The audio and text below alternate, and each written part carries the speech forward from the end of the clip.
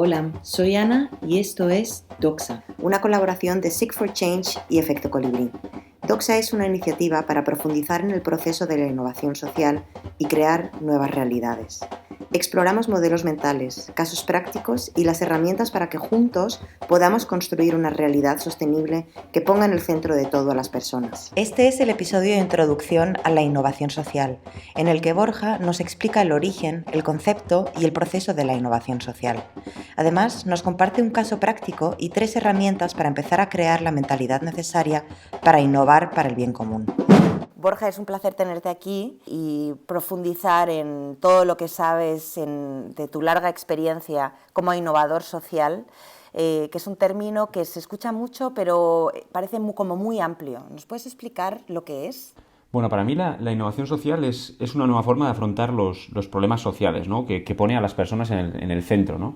A las personas afectadas por los problemas en el centro del análisis, ¿no? Y además, y para ello además utiliza la innovación, y no solo la innovación tecnológica, sino también la innovación en modelos y sobre todo en paradigmas de colaboración entre organizaciones diversas, ¿no? Entre el Estado y la administración pública, las empresas y las ONGs, intentando generar nuevos modelos de intervención que den problema a cuestiones tan complejas como las que nos aquejan a la sociedad de hoy en día. Y bueno, yo creo que sería interesante, desglosar los dos conceptos, ¿no? Innovación, por un lado, y social, ¿no? ¿Qué quieren decir aquí, ¿no? Porque de innovación estamos permanentemente escuchando hablar, ¿no? O sea, parece que todo, absolutamente todo es innovación, ¿no? Pero es curioso que hay muchos pensadores. Últimamente yo acabo de leer a una autora muy buena que se llama Carlota Pérez, que es profesora de London School of Economics, que dice que la realidad es que estamos todos abrumados y convencidos de que estamos en el mayor periodo de innovación tecnológica, pero lo cierto es que esa innovación tecnológica no ha tenido un impacto importante o trascendental en mejorar la vida de las personas, ¿no? Es decir, vemos permanentemente innovaciones tecnológicas, pero en la mayoría de los casos lo que consiguen es alienar a las personas, es decir, lo que vemos es que la innovación está al servicio de la economía o del mercado, ¿no? Y entonces sí se generan innovaciones tecnológicas que la gente, por una u otra forma, utilizan, ¿no? Probablemente no necesitan, pero en cambio se utiliza muy poca innovación, ¿no? para resolver los problemas de la gente y mejorar su vida, ¿no? Entonces creo que esto es muy interesante, ¿no? Porque en la innovación social no hablamos solo de innovación tecnológica, hablamos de innovar en los modelos humanos que están detrás de la tecnología, ¿no? Hablamos de innovar en cómo los actores se relacionan entre sí para dar solución a un problema, ¿no? O sea, hablamos en definitiva en poner el talento de las personas al servicio de la sociedad, ¿no? Y eso es clave, ¿no? Y lo social, en este caso, tiene, yo creo, un doble sentido, que es importante, ¿no? Y que no se nos puede escapar, ¿no? Lo primero es que es social porque resuelve los problemas, o afronta los problemas desde una visión de sociedad. Es decir, los problemas no son del individuo, sino que son de la sociedad en su conjunto, ¿no? Si los problemas son individuales, por ejemplo la pobreza, si la pobreza es individual, la sociedad no tiene por qué ayudar al pobre. En todo caso, lo que haría sería caridad, ¿no?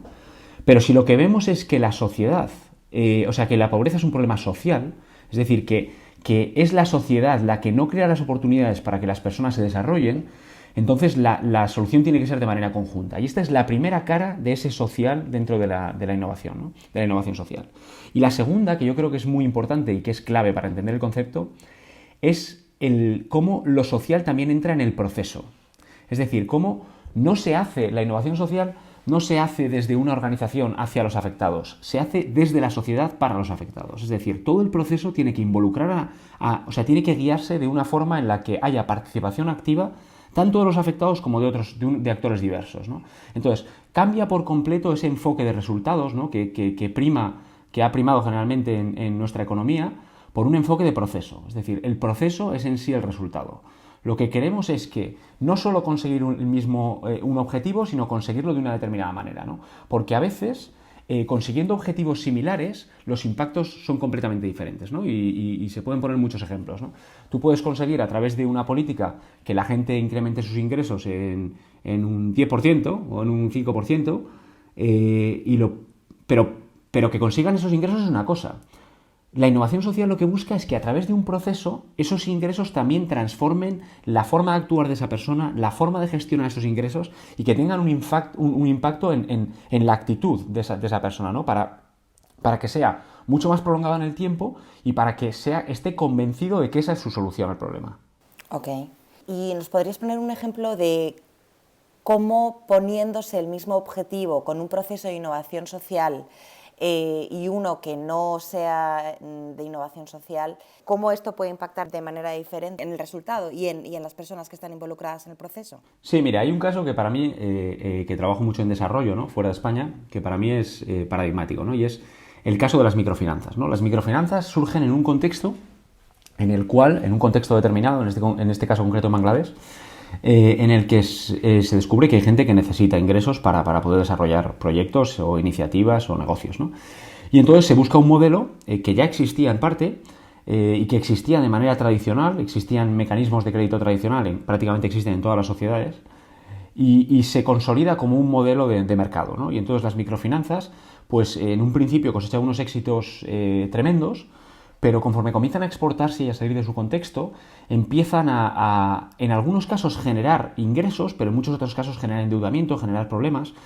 Y mi perspectiva, ¿no?, y mi visión sobre este problema es que fue una solución impuesta, entre comillas, ¿no?, y que la gente no abrazó como su solución, ¿no? En cambio, por el otro lado, esos mecanismos de crédito tradicional, y tenemos, por ejemplo, las CAFs, ¿no?, las comunidades autofinanciadas, ¿no?, las comunidades de crédito autofinanciadas, que son sistemas que surgen dentro de las comunidades o incluso a veces surgen externamente a las comunidades, pero que las abrazan las comunidades y pasan por un proceso entero de trabajo para generar mecanismos de microcrédito, ¿vale? Y muchas veces el impacto que conseguimos es exactamente el mismo. Es gente que aumenta sus ingresos a través de inversiones o de generar pequeños negocios o para lo que sean utilizados estos microcréditos. Pero lo cierto es que la transformación en la vida de las personas no tiene nada que ver la de aquellas que han utilizado microcréditos con la de aquellas que han pasado por todo un proceso de cajas de crédito comunales, ¿no?, o de comunidades autofinanciadas. Porque en realidad todo ese proceso les ha hecho ser abrazar una solución porque ellos creen que es su solución y que es determinante esa solución, aprender muchísimo a lo largo del proceso y sobre todo, de alguna forma, considerarse parte de la construcción de esa solución, ¿no? Y eso tiene un impacto no solo en la economía, sino también en la dignidad de las personas. Sí. ¿Nos podrías dar un ejemplo concreto sobre un caso exitoso de innovación social? Porque innovación social se puede aplicar en todo, ¿no? Pues sí, se puede aplicar en todo, pero yo creo que es importante, y creo que con el caso que os voy a contar lo ilustra muy bien, que la innovación social no surge porque sí, no surge por nada, ¿no? Surge en un contexto en el cual hay una creciente desigualdad, rampante en todo el mundo, ¿no?, y que es innegable, que Piketty la explica muy bien, diciendo que cuando las rentas del capital aumentan y las rentas del trabajo no, se genera un gap entre las personas que tienen acceso a rentas de capital y a los que no tienen, ¿no? Y entonces, en este entorno se crea el caldo de cultivo perfecto. Pero es que además hay un fracaso tremendo del estado de bienestar en dar respuesta a estas desigualdades, ¿no? Y segundo factor. Y el tercer factor es la irrupción de la tecnología. La tecnología existe para hacer cualquier cosa, ¿no? Estos tres factores de repente generan el caldo de cultivo perfecto para crear un movimiento que dice, oye, tenemos que empezar a pensar de una manera diferente y a aplicar todo esto para solucionar los problemas de la gente, ¿no? Y a aplicar el principio de justicia social, ¿no?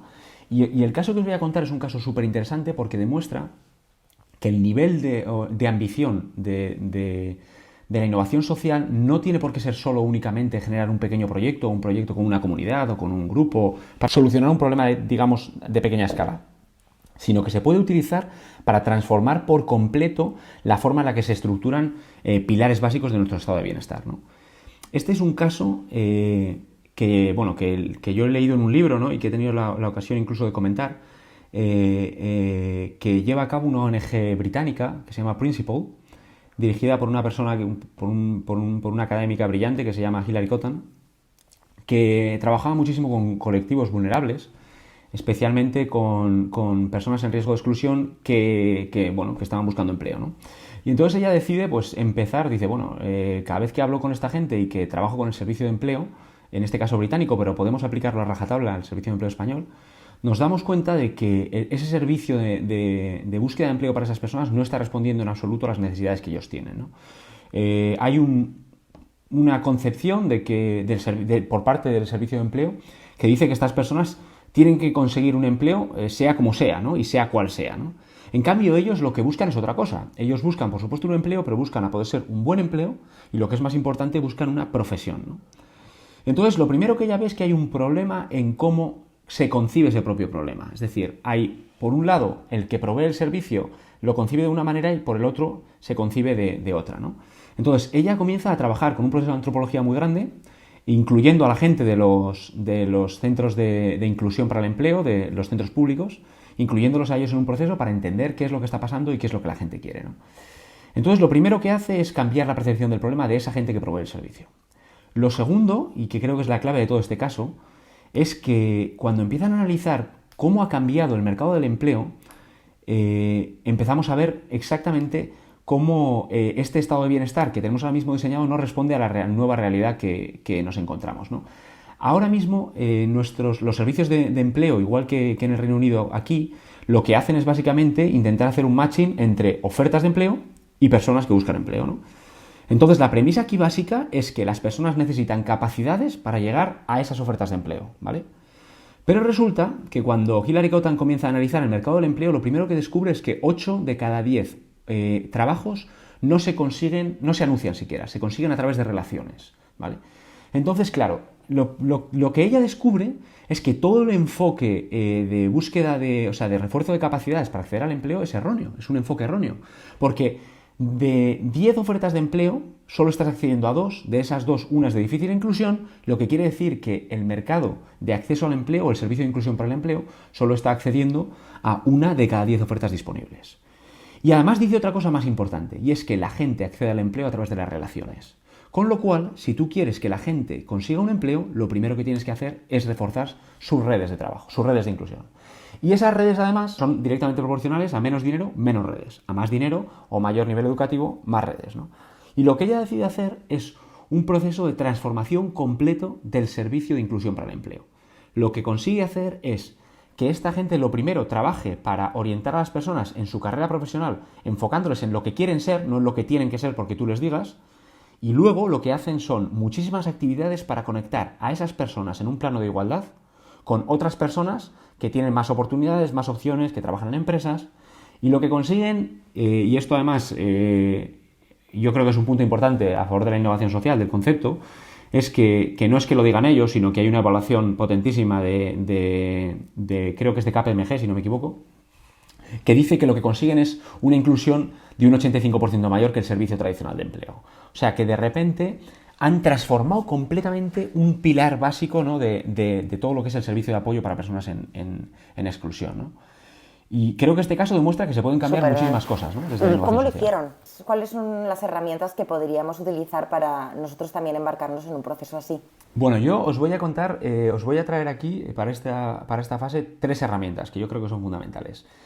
La primera es su libro, ¿vale? Ella sistematizó todas sus experiencias en un libro que se llama Radical Help, solo está en inglés por el momento, que lo que hace es contar estas experiencias paso a paso, pero que además tiene en la última parte del libro un manual, ¿no? Un manual que explica, lo primero, los principios de su método, ¿vale? Que ella no lo llama innovación social, pero que en realidad es pura innovación social, ¿no?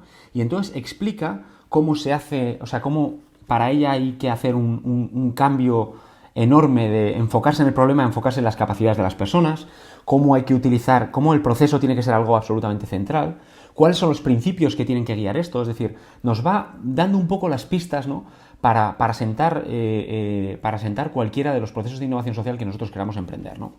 Entonces yo creo que este libro para mí es un obligatorio, o sea, de hecho yo tengo en mi librería 6 copias, ¿no?, porque lo voy regalando a todo el que veo ahora mismo y que me cruzo por el camino, ¿no?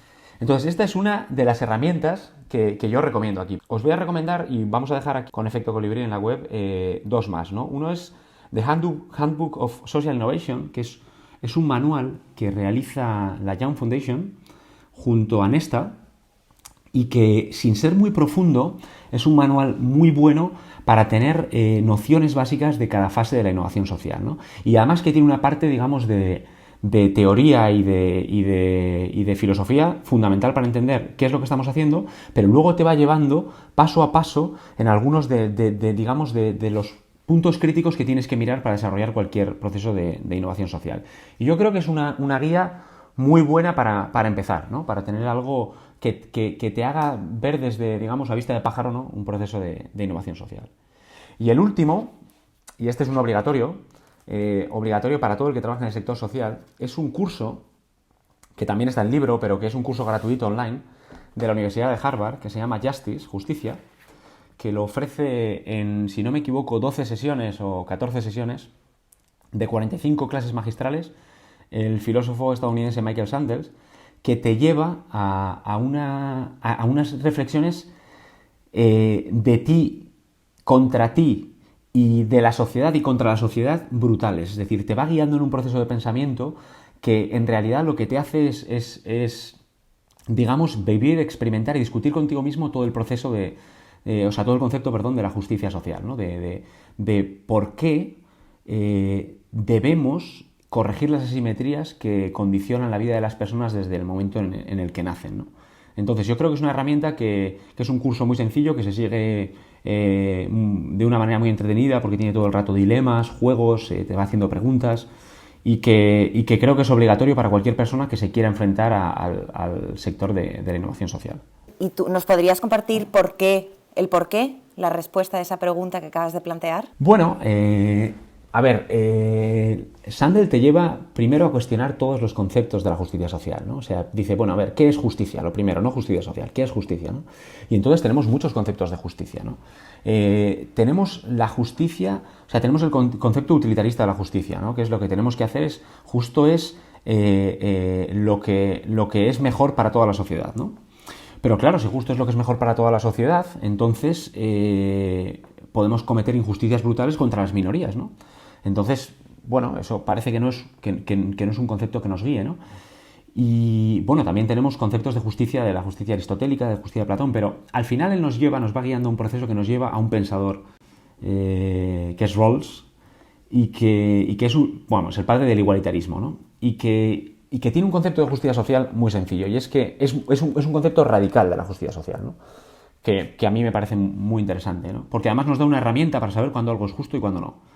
Lo que dice Rawls es que nadie es dueño de sus privilegios, de sus capacidades, ni de sus defectos, ¿no? O sea, que cuando tú naces con unas capacidades y naces con unos defectos. Por supuesto, hay gente que trabaja más, hay gente que trabaja menos, pero lo cierto es que desde el punto de partida se generan las principales desigualdades, ¿no? Esa es la teoría de que un grado, ¿no? Cuando empieza no le separa nada una línea de la otra, pero cuando ese grado en un ángulo lo proyectas al infinito, la distancia que hay entre las dos vértices es infinita, ¿no? Pues esto es exactamente lo que pasa, ¿no? Que desde que nacemos condicionados, ¿no? Si tú naces en Mali, en el norte de Mali, pues tu vida va a ser de una determinada manera, ¿no? Si naces en Aluche, probablemente también. Si naces en Horcasitas, también. Y si naces en La Moraleja, pues seguramente tu vida va a ser completamente diferente, ¿no? Y entonces Rawls nos da una herramienta, porque entonces la gente diría, ya, pero esto es todo relativo, ¿no? Entonces, ¿qué pasa? Que solo el lugar de nacimiento nos va a decir, o las condiciones que tú tienes de partida nos van a decir qué es justo y qué no es justo, ¿no? Pero Rawls te dice, no, hay un método, que es el que se denomina el velo de la ignorancia. ¿Y esto qué es? El velo de la ignorancia es básicamente plantearte cualquier cuestión en la que tú quieras saber si es justo o no socialmente, plantearte que tú no supieras en qué lado de la jugada te va a tocar, que tú no supieras dónde vas a estar. Entonces yo te pregunto, ¿son los impuestos buenos o son malos? ¿Qué te parece? Buenos. ¿Por qué? Porque distribuyen y te hacen sentir a ti como parte de una sociedad responsable de que tu calle esté limpia y de que no haya gente que venga de círculos diferentes o menos afortunados que los tuyos, ¿no? También puedan tener acceso a ciertas herramientas que son súper importantes para poder sobrevivir en esta sociedad. ¿Y qué crees que respondería una persona con muchísimo dinero? Un rico neoliberal, por ejemplo, de Estados Unidos. Te lo pongo al extremo. A esa pregunta. Pues diría que le dan igual porque existen suficientes paraísos fiscales. Bueno, ¿y si a ti y a él les planteo la situación y le digo, mira, usted no sabe, ninguno de vosotros dos sabéis en qué posición vais a nacer? No sabéis si vais a nacer siendo un ciudadano negro del Bronx o si vas a ser una persona rica de Massachusetts, ¿no? O de Cambridge en Boston, ¿no? No sabes dónde vas a nacer. ¿Son los impuestos buenos o son malos? ¿Qué crees que responderían las dos personas? Buenos. Las dos personas responderían que son buenos porque, claro, efectivamente les hace plantearse la duda de dónde les tocaría a ellos, ¿no? Claro. Y por consiguiente, si tú te ves en el lado de la vulnerabilidad, crees que cualquier medida redistributiva va a ser buena, ¿no? El velo de la ignorancia es lo que nos permite, digamos, de una forma u otra, al menos de una forma intuitiva, llegar a la conclusión de lo que es justo y lo que no es justo socialmente. Buenísimo. Pues muchísimas gracias, Borja. Gracias a vosotros y nos vemos en la siguiente. Esto es Doxa, una iniciativa para crear nuevas realidades.